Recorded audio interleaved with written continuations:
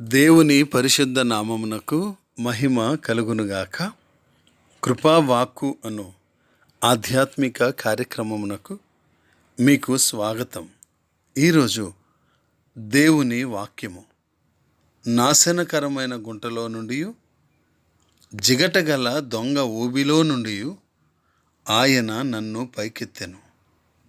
నా పాదములు బండ మీద నిలిపి నా అడుగులు స్థిరపరచెను. 40వ కీర్తన 2వ చరణము.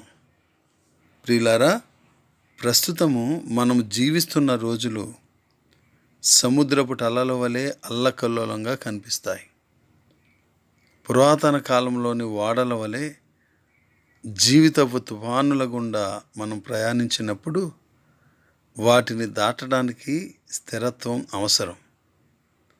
నిరాశాభరిత పరిస్థితులను అనుభవించిన తరువాత ప్రమాదాన్ని ఎదుర్కొన్న స్థితిలో దావీదు కూడా అలాంటి స్థిరత్వాన్ని తనకిచ్చిన దేవుని వ్యక్తిత్వాన్ని బట్టి ఉత్సహించాడు.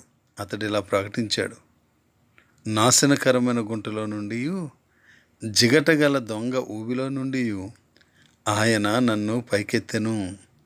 నా పాదములు బండ మీద నిలిపి నా అడుగులు స్థిరపరచెను అన్నాడు. నిజమే కదండి. కష్టములలో మనం కూడా స్థిరత్వం కొరకు శక్తివంతుడైన మన దేవుని వైపుకు చూడవచ్చు. నమ్మకమైన ఆయన ప్రేమ దావీదుతో కలిసి మనం కూడా, యెహోవా నా దేవా, నీవు మా ఎడల జరిగించిన ఆశ్చర్యక్రియలను, మా ఎడల నీకున్న తలంపులను బహు విస్తారములు అని కీర్తించడానికి స్ఫూర్తినిస్తాయి.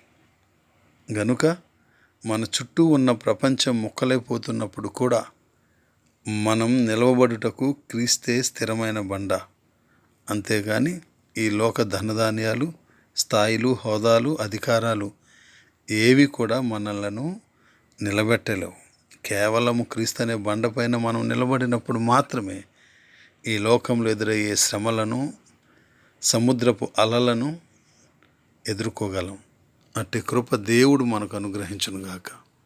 Amen. God bless you all.